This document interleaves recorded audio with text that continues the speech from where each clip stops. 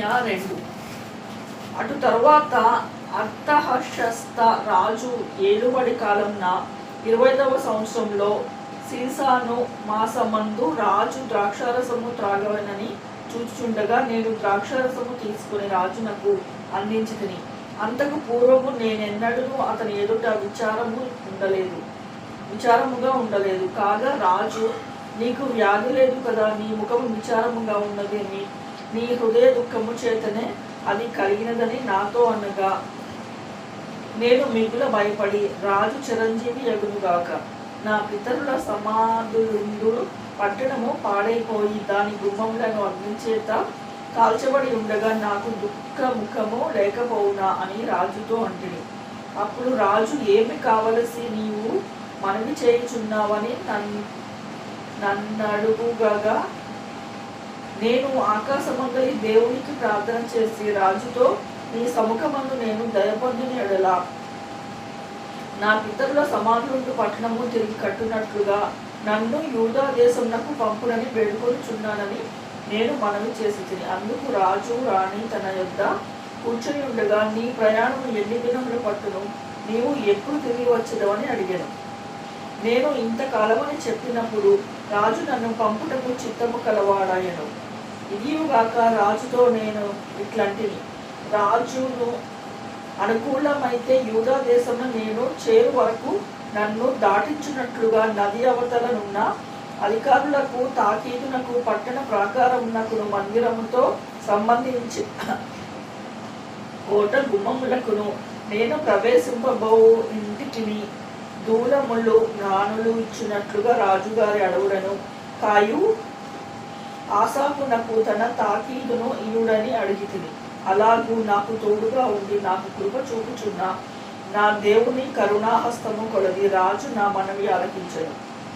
తరువాత నేను నది అవతలనున్న అధికారుల యొద్దకు వచ్చి వారిని రాజు యొక్క తాకీదులను అప్పగించి తిని. రాజు నాతో కూడా సేనాధిపతులను, గుర్రపు రౌతులను పంపించెను. హోరోనీయుడైన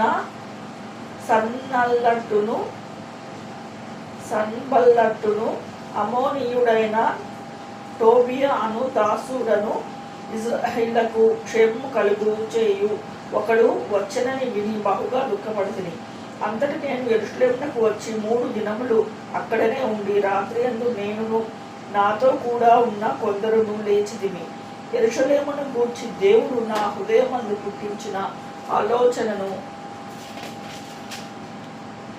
నేనెవరితోనైనాను చెప్పలేదు. మరియు నేను ఎక్కియున్న పశువు తప్ప మరి ఏ పశువుడు నా యొద్ద ఉండలేదు. నేను రాత్రికాలమందు లోయ ద్వారము గుండా భుజంగము బావి ఎదుటికి పెంట ద్వారము దగ్గరకును పోయి పడద్రోయబడిన యెరూషలేము యొక్క ప్రాకారములను చూడగా దాని గుమ్మములు అగ్నిచేత కాల్చబడి ఉండెను. తరువాత నేను బుగ్గ గుమ్మమునకు వచ్చి రాజు కోనేటికి వెళ్ళితిని. కానీ నేను ఎక్కి ఉన్న పశువు పోవుటకు ఎడము లేకపోయాను. నేను రాత్రి యందు మడుగు దగ్గర నుండి పోయి ప్రాకారము చూచిన మీదట వెనుకకు మరలి లోయ గుమ్మములో పడి తిరిగి వచ్చి తిని. అయితే నేను ఎన్నటికీ వెళ్ళినది, ఏమి చేసినది అధికారులకు తెలియలేదు.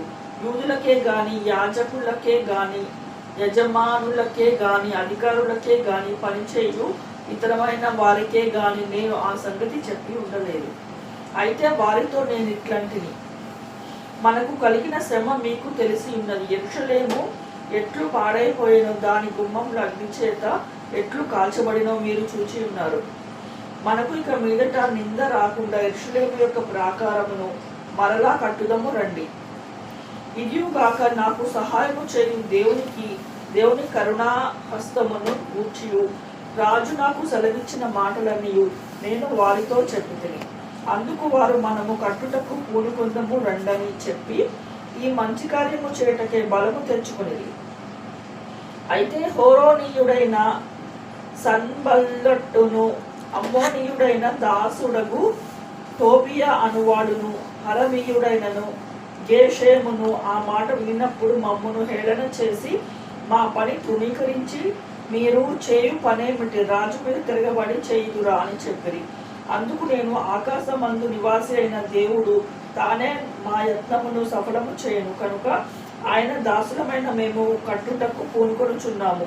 యెరూషలేమునందు మీకు భాగ్యమైనను స్వతంత్రమైనను జ్ఞాపక సూచన అయినను లేదని ప్రత్యుత్తరం ఇచ్చింది.